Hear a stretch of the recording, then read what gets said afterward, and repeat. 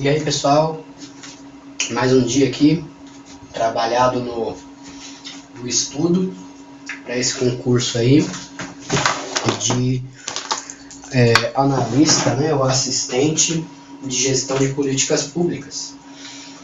E hoje a gente vai falar sobre pluralismo e corporativismo dentro do processo de análise de políticas públicas, tá?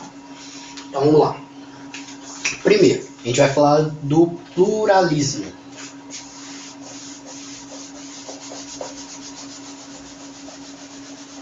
Bem, vamos seguir o texto aqui, que a gente já vinha estudando nos últimos dias, e aí a gente discute. Peço desculpas a vocês em questão da minha garganta, não estou 100% hoje. Aliás, deixa eu desligar o ventilador, porque senão aí pior eu fico. Vamos lá. Bom, pluralismo. O que o texto aqui da nossa colega Luana Roncarati diz? O pluralismo defende a primazia dos grupos de interesse no processo político. Então, defende que dentro do processo político, não de políticas públicas, do processo político em si, das discussões que acontecem nas casas, né, seja na Câmara ou nas assembleias, enfim. Os grupos de interesse, eles são o foco dentro do pluralismo, certo? Segundo Howlett e Ramesh, há diferentes interesses na sociedade que se manifestam em grupos, obviamente. A gente tem aí uma série de organismos não governamentais que representam alguns tipos de interesse, também sindicatos, partidos políticos, enfim. E aí ele diferencia aqui esses grupos, que seriam ou os grupos latentes ou potenciais,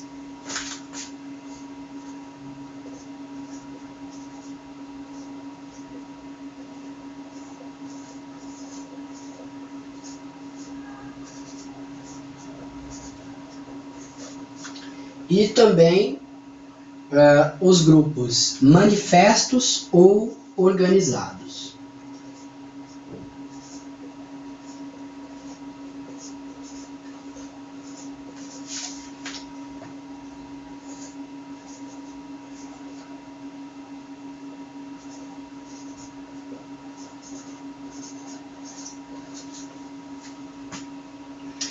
E aí, continuando a leitura.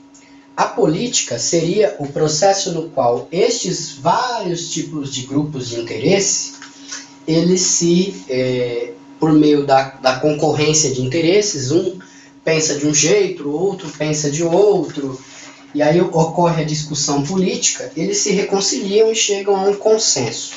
Pelo menos é o que deveria acontecer. Certo?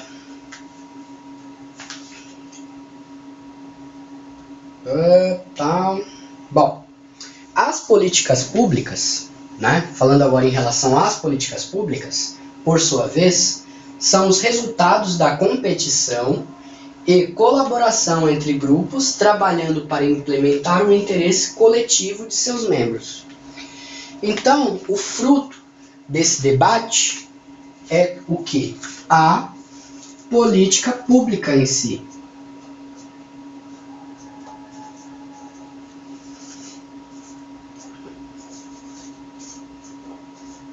Como a gente já veio discorrendo aí dentro de todo esse tema, durante esses vídeos, que a gente já chegou à conclusão que o fruto da discussão, às vezes daquele tipo de comportamento meio nefasto ali, de toma lá da cá, eu cedo daqui, você me apoia ali e tal, é fruto desse tipo de ocorrência que você tem frutos de política pública aplicada a casos, né, dentro da sociedade, certo?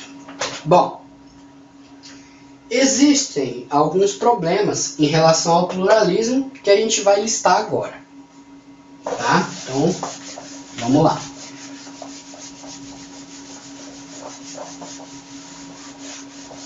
Antigamente o meu pincel ele nem funcionava direito aqui nessa lousa, né? Meu pincel de lousa branca. Agora esse funciona até demais porque quase que não sai. Mas tudo bem.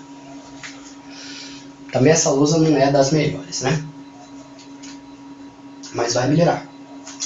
Bom, os seus principais problemas, como eu falei para vocês, são: primeiro, não desenvolve a noção de que grupos possuem capacidade variada de afetar tomadas de decisão.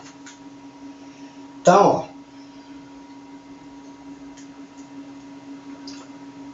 ó, o que ele quis dizer, o que ela quis dizer com isso, do meu ponto de vista? Eu acredito que ela pensou no seguinte: vários grupos de interesse podem ter interesses muito difusos. E aí esses interesses difusos, para eles entrarem em um consenso, né, como a vida, né, o mundo, a sociedade, ela não é um mar de rosas, uma coisa organizada, uma coisa de bom senso, né? Sempre vai ter um e o outro puxando aquela corda e fazendo aquele cabo de guerra, né? Isso vai afetar muito fortemente na tomada de decisão e, consequentemente, vai atrapalhar o processo de tomada de decisão, certo? Outro problema que temos aqui, ó, o papel do governo na forma de políticas públicas não é claro. Obviamente, se você tem interesses muito difusos participando do processo de geração de políticas públicas, devido ao pluralismo de ideias, obviamente que o papel do governo em si ele fica esparso, não fica claro. Bom, outro problema. A noção de governo, respondendo à pressão de grupos, é concebida erroneamente, pois assume a unidade de propósito de ação como parte do governo. Então, às vezes o governo ele vai acabar cedendo em relação a uma pressão de um grupo, né? Às vezes um empresariado, né? Que durante aquele processo eleitoral ele acabou apoiando o candidato que está presente lá, e aí vai sofrer aquela pressão para aprovação de algum tipo de política pública benéfica àquele grupo, por exemplo, o empresariado, né? Como a gente bem sabe que isso acontece, e infelizmente vai beneficiar somente os poderosos, certo? Bom, e aí dentro do pluralismo aqui tem um outro tema, né? Não é o corporativismo, mas aqui a gente tem o neopluralismo, certo? E aí diz assim, ó, o neopluralismo, porém, modifica a ideia de igualdade aproximada entre grupos e reconhece explicitamente que alguns são mais poderosos. Aqui é o mundo mágico, né? O Alice no País das Maravilhas, que tem-se a ideia de que dentro desses grupos de interesse, né, todos são nivelados, todos são iguais, têm o mesmo poder de decisão, enfim. E o neopluralismo, que está dentro do pluralismo, né, um braço do pluralismo, ele já aceita a ideia de que você realmente tem certos grupos que são mais poderosos, têm mais influências dentro do governo. Que nem a gente já falou, o empresariado, né, os empreiteiros, aquelas pessoas que apoiam candidaturas, enfim, bancos, banqueiros, enfim, aquele pessoal mais abastado, né, que tem influência direta sobre o governo.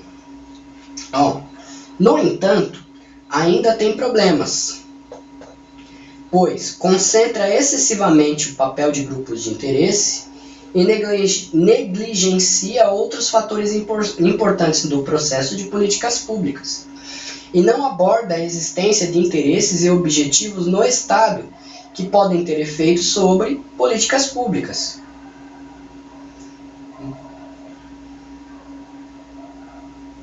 Bem, acho no entanto, ainda tem problemas, obviamente. Né? Você fica na mão de um grupo pequeno de pessoas em relação à política pública. E não aborda a existência de interesses e objetivos no Estado que podem ter efeitos sobre políticas públicas. É como se o Estado, né, ele fosse inerte. Né? Ele não tem os próprios objetivos e interesses em relação àquela sociedade que ele gere.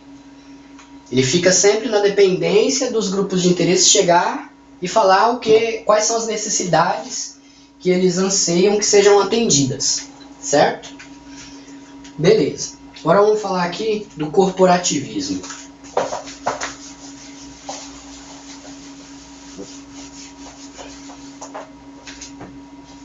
Vamos lá. Corporativismo. Vamos lá. Já o corporativismo baseia-se na ideia de um sistema de intermediação de interesses, em que as unidades constituintes são organizadas em um número limitado de categorias singulares, compulsórias, não competitivas, ordenadas hierarquicamente e funcionalmente diferenciadas.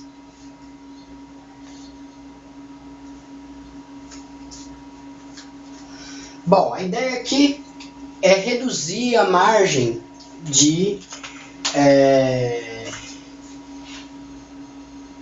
diminuir menos diversidade, vamos dizer assim. Como assim menos diversidade? É que o Estado, ele delimita a quantidade de grupos de interesse que terão influência dentro do processo de políticas públicas. Né? É como se a gente tivesse o controle, né? O Estado tivesse o controle da situação. Olha, determinados grupos de interesse vão ter, é um sistema, a ideia de um sistema de intermediação de interesses. Então eu tenho um interesse, passo para aquele grupo, como se fosse um grupo oficializado, e ele me representa em relação, né, demonstrando meu interesse em relação ao Estado, para que ele analise o desenvolvimento daquela política pública que é de meu interesse, certo?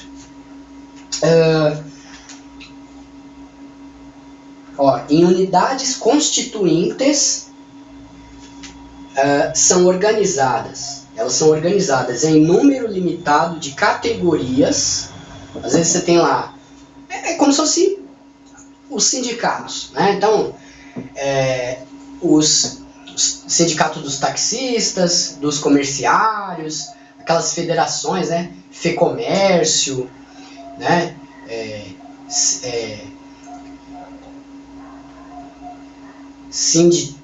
Sindicatos, né? A força sindical, enfim, né? Dando um exemplo aí para vocês, tá? Para tentar fixar melhor aí o entendimento. Número limitado de categorias singulares, compulsórias, quer dizer, cada categoria teria que ter o seu grupo ali organizado, né? Enfim. Não competitivas, não existe uma relação de competição entre elas para promover a discussão. E são ordenadas hierarquicamente e funcionalmente diferenciadas. Então, você tem por exemplo, os sindicatos, aí você tem as federações sindicais, e aí são hierarquicamente organizadas, são um número delimitado, são compulsórias e elas intermediam o interesse das pessoas, certo? E aí, o que diz aqui?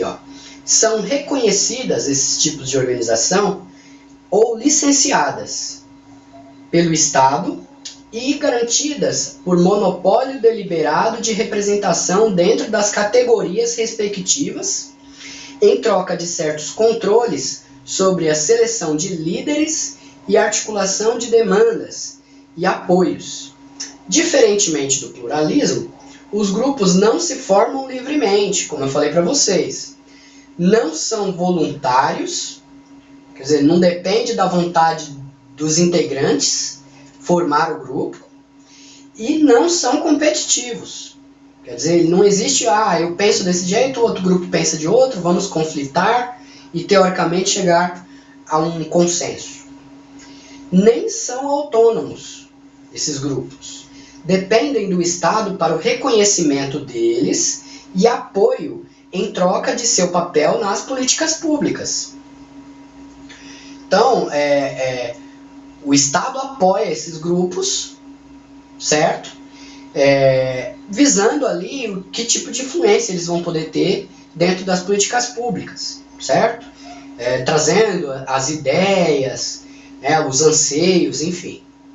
Assim, a política pública é modelada pela interação entre o Estado e os grupos de interesse ou grupos reconhecidos pelo Estado.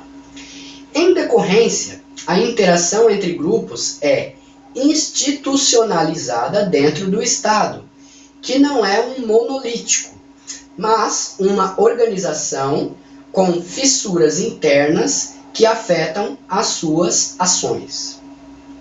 Quais são os problemas do corporativismo?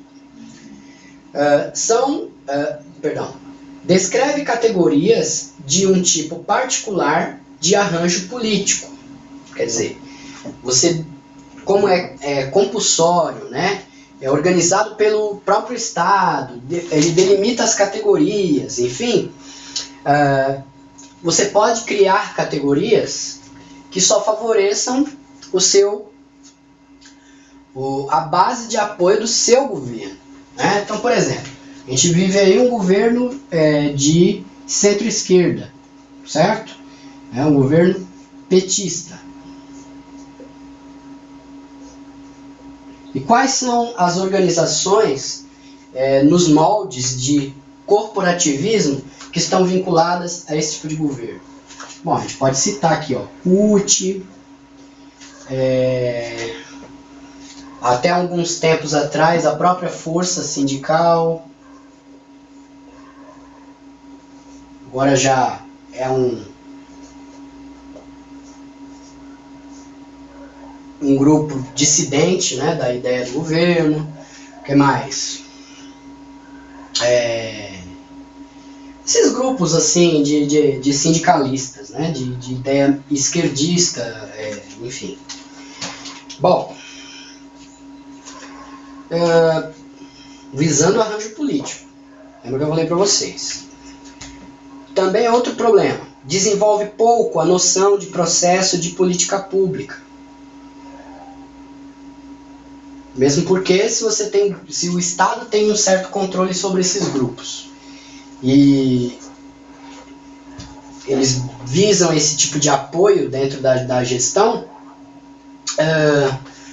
é claro que aquela discussão em prol de você criar uma política pública em benefício da sociedade, às vezes essa ideia se perde, porque esses grupos de interesse às vezes não podem, às vezes não, na maioria das vezes eles não estarão realizando os anseios ali de que a sociedade tem pedido, né?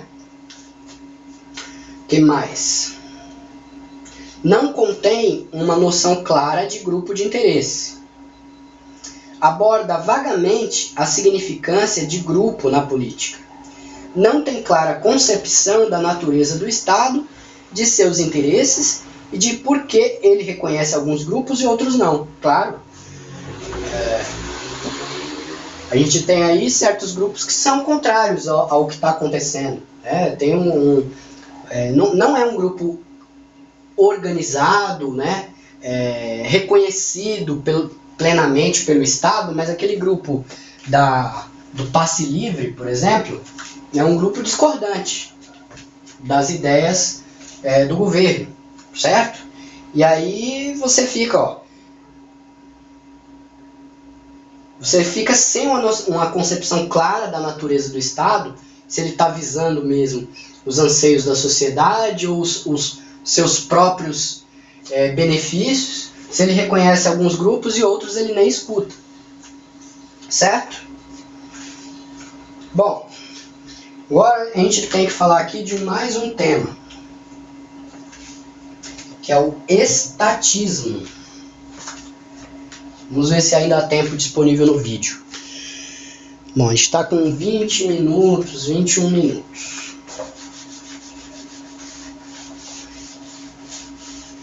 Vamos ver se dá pra gente falar rapidinho sobre esse tema, porque depois a gente vai entrar no capítulo mesmo, que está definido aí no edital, como eu já vinha conversando com vocês, né? Que é o modelo de tomada de decisão. Olha só.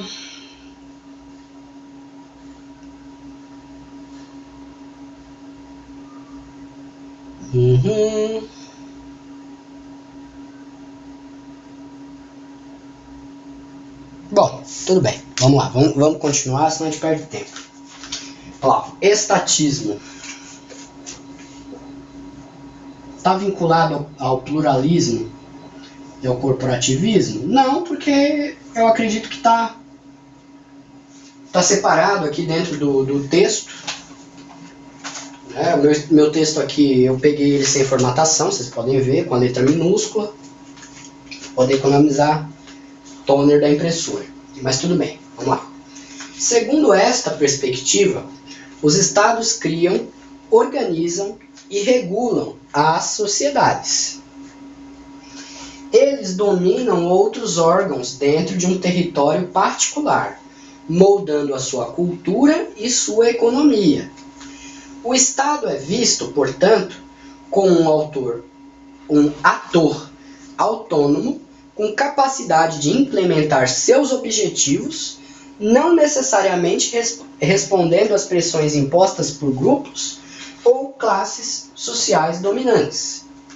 A autonomia e a capacidade do Estado se baseiam na sua equipe de funcionários com experiências especializadas e no fato de constituir-se em grupos sociais. Essa abordagem, no entanto, não leva em conta as liberdades sociais. Além disso, é impossível para um Estado democrático ser autônomo da sociedade com direito de voto nos dias atuais, mas isso vem acontecendo. Então, existe dentro desse estatismo, você vê que até tem uma vinculação em relação ao pluralismo e o corporativismo. Né? Segue a mesma toada de assunto, só que ele é dissidente dos outros. E ele é marcado pela imposição. Imposição. O Estado ele impõe as ideias dele, ele molda a sociedade aquilo que ele anseia, ele quanto governo,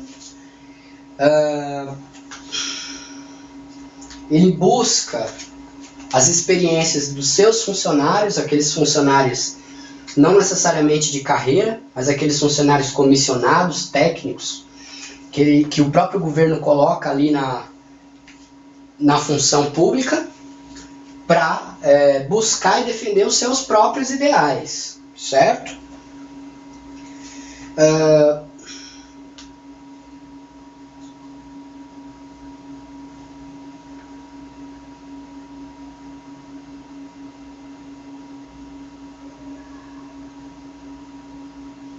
Onde é que eu parei?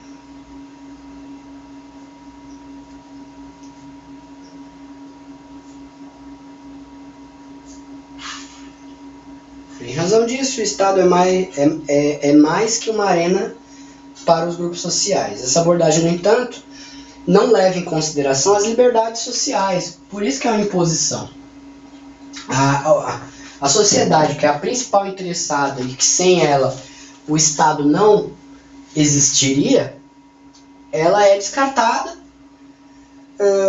e, pelo que o texto diz, além disso, é impossível para um Estado democrático ser autônomo da sociedade com direito de voto nos dias atuais, porque quem vota quer que os seus anseios sejam atendidos.